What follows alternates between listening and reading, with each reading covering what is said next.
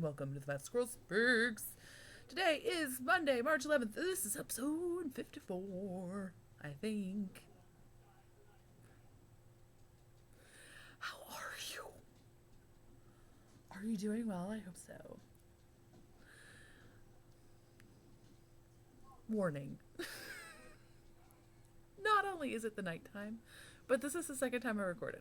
Because the first time I recorded, I went back to listen and it was super quiet. So I'm recording again. It might be shorter than it was the first time. I might edit a bit. So just FYI. It's been a slightly crazy week. Actually, it's really not been a crazy week. It's been a crazy weekend. I told you last time my kid was sick on Monday, but she's better. She's head cold, blah, blah, blah.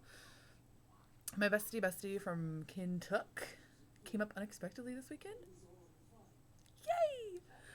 So she came back because she is super pregnant and she needed to pick up my stroller and car seat from when my baby was a baby. And so we got to totally match and it was awesome.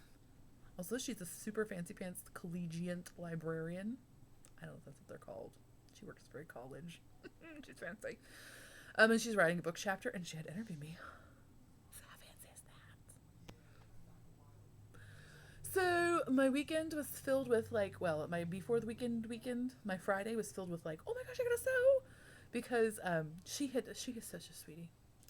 The only thing she had asked me for her baby was because I was like, do I knit you something? You really probably, she's gonna have a late May baby, so it's not gonna need any woolens for a while.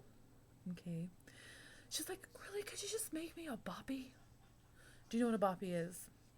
This is what a boppy is. A boppy is this pillow that is roundish, but it's with a semicircle, but then it has a semicircle cut out of the middle too. So you can pop it around your midsection and prop El Childo upon it, and then you can breastfeed or bottle feed or whatever. Or you can prop the kiddo in it for tummy times or just for propping.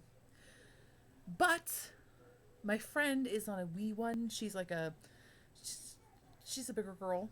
So she needed the boppy of standard purchasing would not have fit around her midsection, nor would it fit around mine at all. I don't even think it would fit around my legs. So she'd asked me if I could make her a special plump girl boppy. So I did.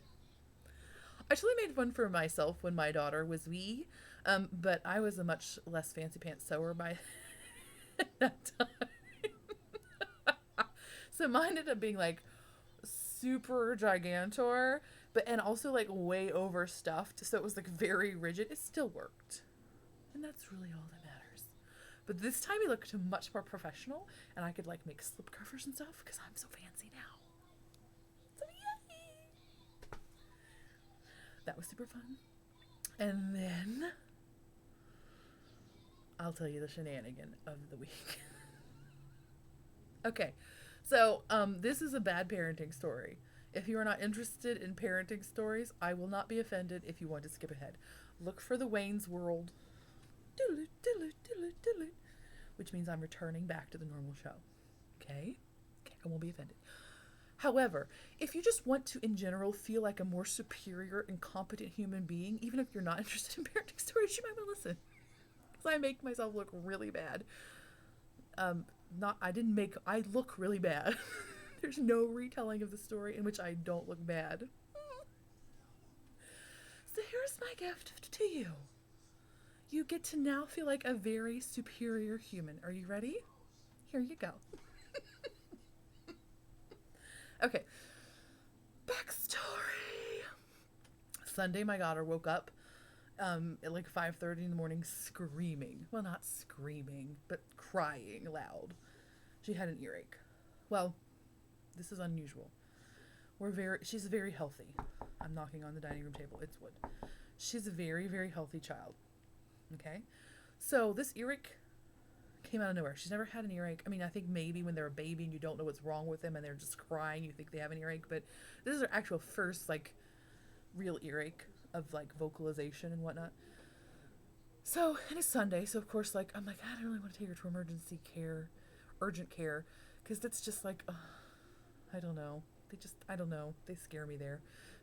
They're a little too patch you up and throw you out. And it was an earache, so it's not like it's something crazy and like weird, you know what I mean? So I was like, oh, we'll just wait and see if it's better in the morning. If it's not, we'll go to the doctor. Okay. So she was kind of sobby. I mean, it was pretty bad.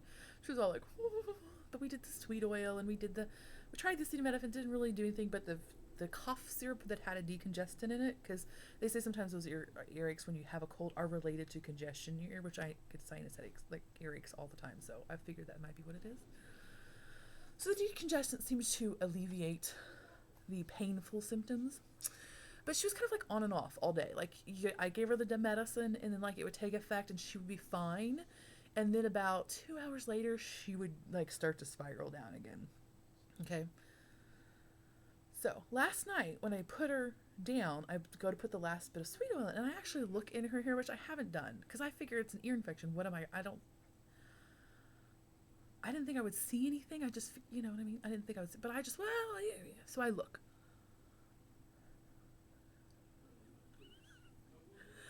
I'm cool with her, right? Because I'm putting her to bed and I don't like freak out. But I look in her ear and I'm like, her ear is like, the canal is swollen, like in two like separate, like not like almost like nodules, which are almost like totally occluding her ear canal. And they're not red or scary looking, except for the fact that they're like swollen and shiny, and that is not what it's supposed to look like. I even had her turn over so I could look in her other ear because I was like, this isn't what her ears always look like. I mean, how often do you really look inside your kid's ear? I don't know. Maybe you're supposed to do that. I'll admit right now I don't do that. I don't know. So I like roll her. I'm like, oh, let me just see your other ear for comparison. And I look at that one. It totally looks like a normal human ear, and I'm like, oh my gosh. So I put her to bed, all cool style. Come down and immediately call the nurse hotline or whatever. And I think I started the call with something like, I'm probably totally overreacting, but I'm sure you get that a lot, so here's what's wrong. And of course the nurses are, nurses, I love your faces. I mean, physicians too, but nurses, thank you. Thank you. So she talked me off my ledge. And she was like, no, I had to take her to the emergency room. She told me all the things that if this happens, then called me right back. She's like, but as soon as she sees a doctor within 24 hours, she should be fine. I'm like, okay. So then I hang up. So I call the doctor, and as soon as they're open in the morning, I make her appointment. We go into the doctor. Doctor puts her on the table, does the whole thing. She goes to look in her ears. So she's got to look in both ears, of course. So she looks in the ear that's her left ear that's hurting her. She looks in her ear. She's like, oh, that one is filled with junk. I can't even see in there. She's like, let me look in the other one. So she goes over to the other one. She's like, oh my gosh, this one is totally full of earwax. And I'm like, I'm like, oh my gosh, really? Like, I'm totally like, oh my gosh, she's going to call somebody because I haven't like irrigated my child's ear canals on a regular basis. I didn't know it was something I was supposed to do. Was I supposed to do that? Oh, I don't remember reading that anywhere. I appear cool, but that's what's happening in my mind. So she goes and gets the like pick. It's like a plastic, like long, skinny pick thing. And she goes in to like, break up that wax and get it out. Well, she comes out with this thing. So you thought that was my bad parenting moment. That was level 1. Now we go to level 2. She brings out this thing, and it's like as big as the end of your pinky fingertip. I mean, it's a globule, and it's like a weird orange color, which I'm like, that's not even the color of normal earwax. Oh my gosh! Like, I'm freaking out. Like, it's been compacted and it's turned into like, it's got its like own fauna in there, and it's like turned a weird color, and it might glow in the dark. I don't know. And she's like, and so I'm like, oh. Got it. And she starts to break it up. And she's like, that's not earwax. That's a bead. What? There's like a plastic bead of not small size. Okay? An orange plastic bead that's like a flower shape, which is now coated in earwax. That was only like level 2. It gets worse.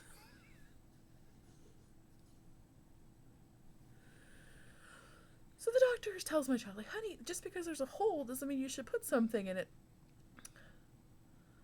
So I'm sure she's like, what is wrong with this simple child? She's 6 years old. She should know not to put like flowers up her nose. She does know better. However, she didn't know better when she was like 3. I don't know exactly how long that bead has been in there, but I'm pretty confident that it's been in there for like 2 years. Maybe more. What? I'm not even kidding you. On and off, and I do mean this like on and off. I mean, I don't mean once a month. I mean like once every 5 months. Over the last few years, my child has told me in passing that there is a bead in her ear. But she's not just randomly come to me and said, Mommy, my ear hurts. I think there's something in it. No. It's been like, honey, didn't you hear me say that? And she'll say, no, that must be that bead in my ear. To which my inner, oh, yeah, I didn't eat that donut. My imaginary friend did. Okay? She is creative. Maybe she invented imaginary beads in her ears.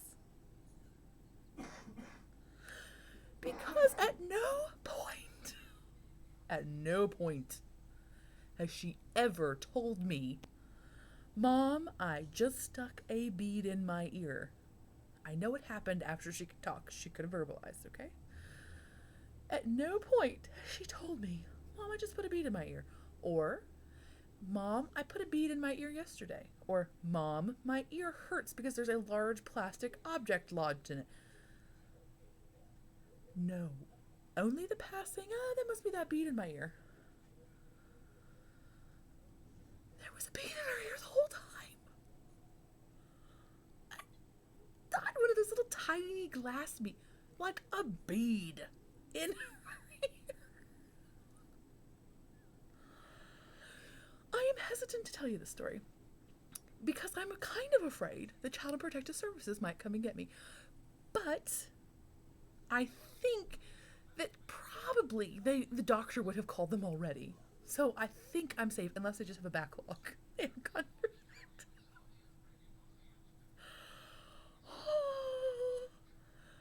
What? Do you feel like a better parent? This is my gift to you. If you were feeling frustrated because you snapped at your child today, or you didn't want to pay Candyland, well, at least you haven't left a bead in the ear for 2 years.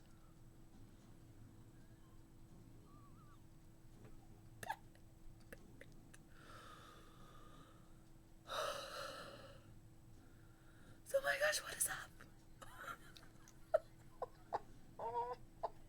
By the way, it totally freaked the doctor out, too. I don't think I said this time yet. But I'm sure the doctor had a small heart attack when she realized that was a bead in the child's ear. Because she couldn't tell because the bead was orange. Like, even when she brought it out, I didn't immediately know it was a bead. It just looked like a lump of wax or something. And she obviously didn't know right away even. Like, she looked with the thing. She didn't just look with her eyeballs. She looked with the little nozzly thing with the light and everything. So okay, so that makes me feel better. Actually, I just thought about that. She didn't even realize there was a bead in there, right? And she has a tool. Okay. That makes me feel slightly better. I mean, not better, but slightly better. But she's freaking, well, she didn't freak out, but you could tell she was like, malpractice. Because if she had pushed, I mean, she was reaching in there with that pick because it was supposed to be something malleable that she could like break up and like scrape out. If she had by accident like shoved that thing into her ear further, it could have been a huge ordeal, like surgery and stuff. She just, by the luck of the, thank you, universe, gratitude cow 101, she happened to get behind it and get it out.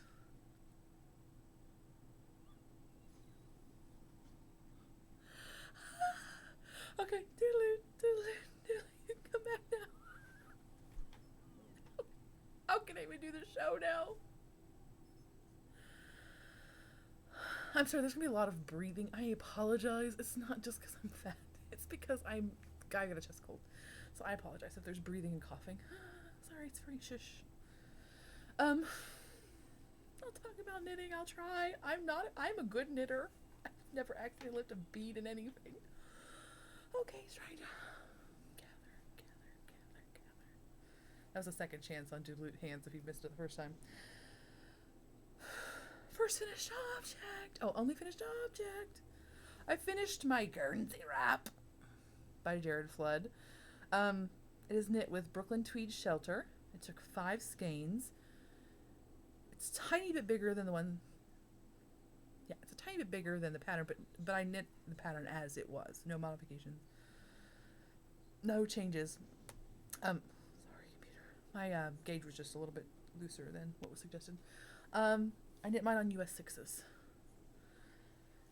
Thank you, Suzanne, for my yarn. So, I totally dig it. Just gonna retreat into my happy Eastern European place. Try to forget what bad bear I am. Anyway.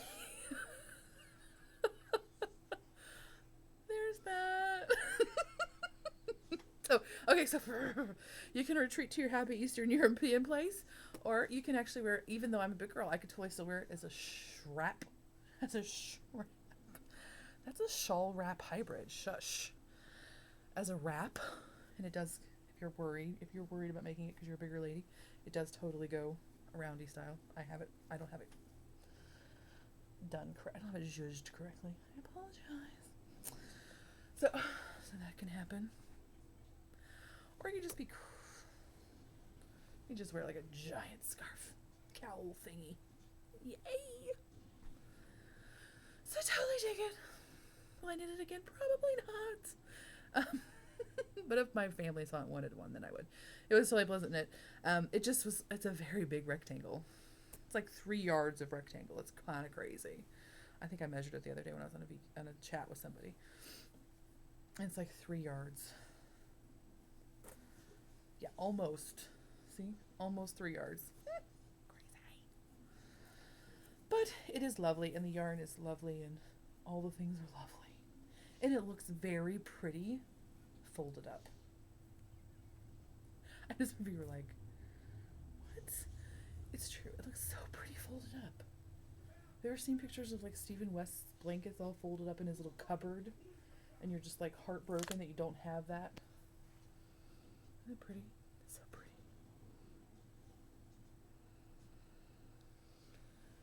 So I like it. Second work in progress.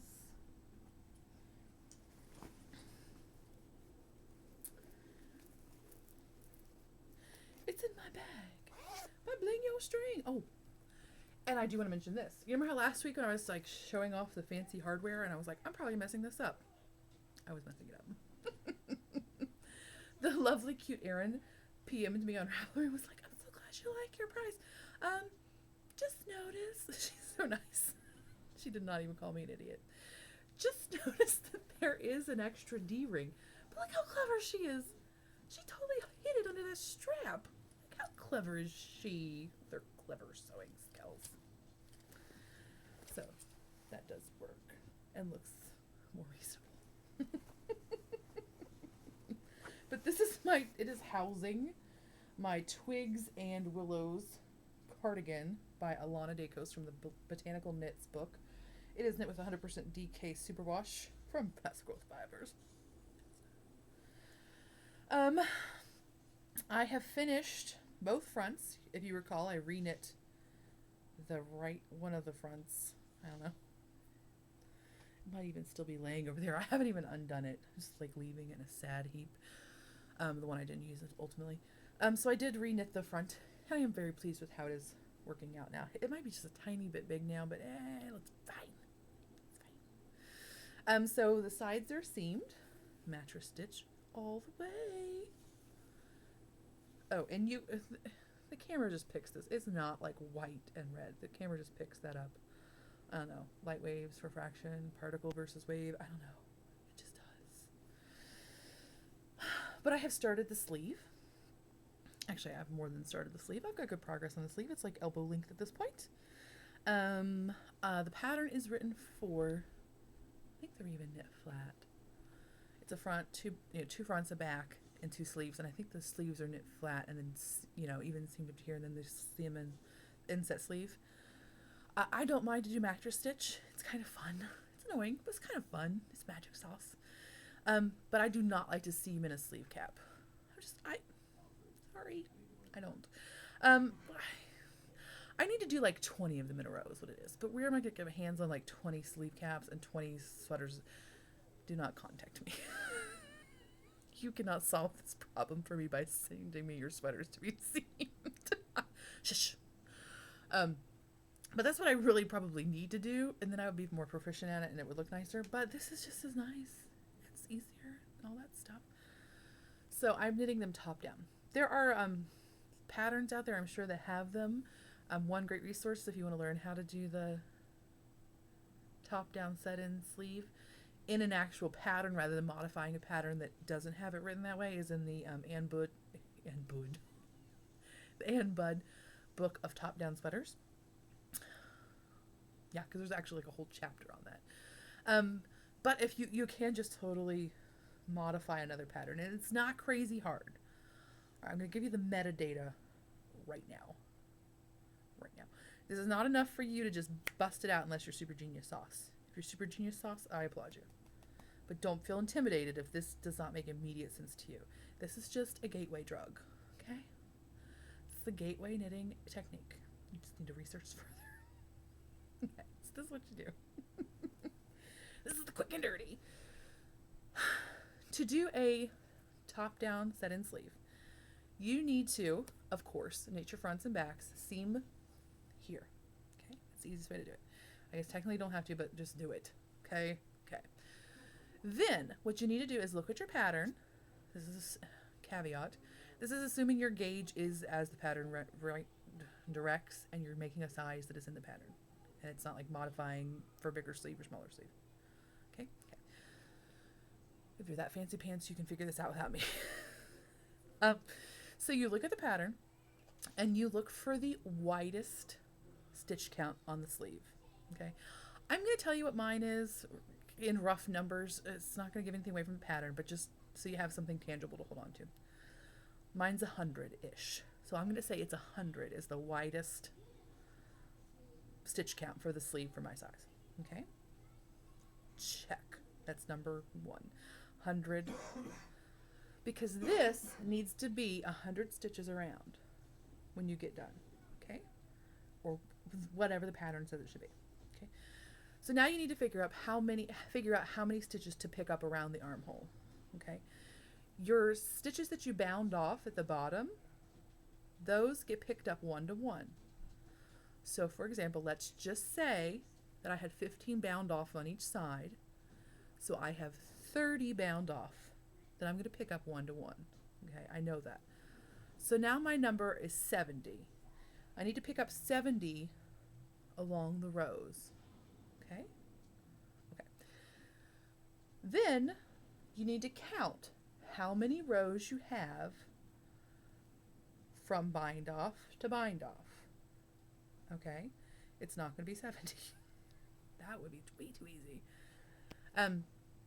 In my case, let's say for ease of discussion that it is 100. So then I know it's not, I know that I need to pick up 7 for 10 stitches. So for every 10 rows, I need to pick up 7. Okay? What mine really was 3 for 5. Lots of, some patterns will, or some internet guides will tell you 1 for 2. Don't just automatically pick up, or like don't automatically pick up what you would pick up for a button band. I did that on my Emily sweater because it's the first one I had knit top down, set in shoulder. Because something I looked at said just to pick up whatever you use for, you know what I mean, like vertical versus horizontal pickup. And usually mine is like 3 for 4 or something like that. It's not the normal one. And it was gathered. And I know that mathematically should not happen, but it happened. So there. The best thing is to just look at the pattern. Figure out, okay, that's the number of stitches I need for the widest point. That's how many I need to pick up. Subtract off the 1 for 1s and then figure out, okay, so then you got all your stitches picked up around your whole armhole, right? Right? So then you look at the last number, essentially, of stitches in the pattern. The pattern's right here, right? In my case, let's say it's 10. It was in fact 10. Shh. So I know that I need to start with 10 stitches. Okay? So you can see, like, you see, yeah, okay. So I started with 5 on either side of the shoulder seam. Okay? So I knit 10, wrapped and turn, purl, 10, right? Wrap and turn, knit to that wrapped stitch, knit it together with its wrap and turn the next one. Purl to the wrap and turn stitch, purl it with its wrap the next one. So you're just picking up one extra. And you don't have to, like, worry about how many, you don't have to count or anything, because you can just see the one you wrapped. If you can't count, that sounds bad. If it's not easy for you to see which stitch you've wrapped, what you can do is have one circular needle that all of your inactive stitches are located on, and one circular needle that your active stitches are working on. So you knit through your actives, then wrap and turn from the inactive. Does that make sense? Okay. So it's not hard. It's a little scary the first time you do it. It's disappointing the first time you mess it up. But the second time you do it, it comes out much better. So yay! And I do think that that's a better method than just like saying pick up, because I think one of them is a pick up one stitch for every 2 rows. That would have made my sleeve insanely tight. So there you go. I have no spinning to show you. I am spinning, but I haven't worked on it. I mean, I've got like 25 grams spun. Now we're showing you. I'm gonna try to change it back in there. I have a new work in progress. This is my project back from Knit Spin Farm. Yay, orange. And it is knitting with my hand spun from the Spun Monkey. This is 100% organic Holworth, yes, in the Crab on its Back colorway. I dig this yarn. I dig it. And I am knitting.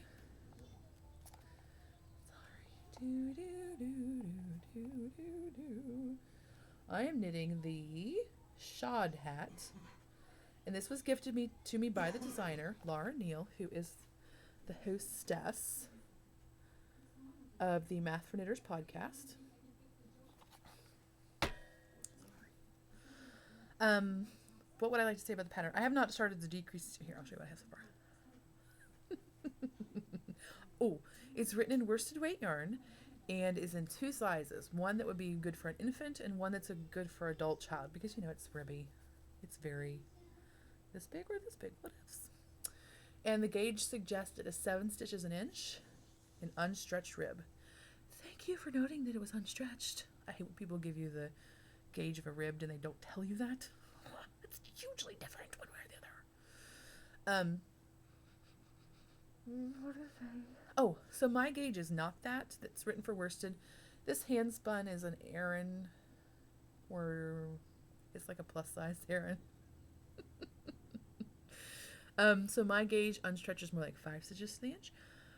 But because she's Math for Knitters, yay mathy people, she has written the pattern clearly as is, but then she also gives you not even just tips for resize or for adjusting for gauge or size, but literally how to do it spelled out. So like she tells you that you measure your head, you measure your gauge, you take gauge times head times number, secret style. That gives you your cast on. But it gets better because the way the decreases are worked, and like there's like some meta designing going on. I'm using that word a lot today. I'm sorry. Because she's so clever. She gives you like a literal, like, okay, so now you know what your cast on size is. Well, that doesn't necessarily tell you like the magic number of how you decrease, right? She's got a little chart that's like if X, then Y. So if your cast on number is X, and you of course would probably want to go close to an X, so pick one above or below, then your magic decrease number is Y. It's that easy. Yayer. So it's endless. endlessly versatile. So yep, that's all I have right now is just ribbingness. So yay that. Okay, now I will talk very briefly about the Gratitude Cow, because instead of being shorter, this episode is somehow longer than the original one. I don't know how that happened. What? Gratitude Cow's coming up, starts March 19th, and it goes through the end of April, like 29th-ish. The last Monday in April. I'm so not a dainty cougher. That was a fake. Sorry. That only made me need to cough more. Be yourself. Gratitude Cow. So if you don't know what the Gratitude Cow was because you weren't with us the first time around, Gratitude Cow just involves mindful knitting, essentially. So you just want to pick a project that is in your comfort zone. Like, you don't want it to be so easy that it becomes mind-numbingly, eye-bleedingly, painfully easy. But you don't want to have to be looking at a chart like every 3 seconds. Okay, so pick something in between there. It needs to be for you, and it needs to be a wearable. 1 entry per person, must be a member of the group, blah, blah.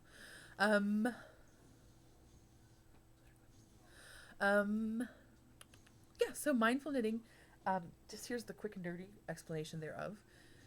Some people found it helpful to make a list of things they were grateful for before they actually started working on not before they even started the project, but just as they were going, because it helped them to have like a visual cue to keep their mind and keep them present in the moment of the knitting. But whatever works for you. You just want to be cognizant and present in the moment and be thankful for specific things as you're knitting. The theory is that not only will you feel good when you're knitting it, being more aware of those things to be grateful for, but that you'll also be reminded of them every time you wear it in the future. Okay? That's enough of that. Now prizes! So if you did not participate in the Seedling Dreams Knit Along, I'll see you next time. But if you did and you would like to know if you won a prize, I'll tell you right now. Okay, so now I already did draw for the prizes, and it would be cheaty pants of me to redo it right now, but I did do it live, of course. Because it was a smaller number, it was easier to do live. But I'll tell you the winners, okay? The first number generated between 2 and 30 was, in fact, number 30. And I specifically said when I recorded, I'm so glad I'm doing this live because nobody would believe me. But the first winner is Holly CJ. You win this. You win a birdie project bag. It's kind of in between sizes because it was the last bit of the birdie bag that I couldn't throw away because it's so pretty. This Holly CJ totally contacts me and I'll send you that bag. And the second prize winner, and I can show you this one. What? Oh, that's not the right thing. Sorry. Because it's still on there. Is number. Oh, I guess I should need to go. Oh, there's so much to do. There we go. Okay. Number 27, which was Sally from Idaho. Hi, Sally from Idaho. You won. So yay! Thank you everybody for participating. Sally won this. PM me with your address and I'll send it right out. Yay everybody! Thank you so much for knitting the pattern. I love your faces. Okay? I think that's all.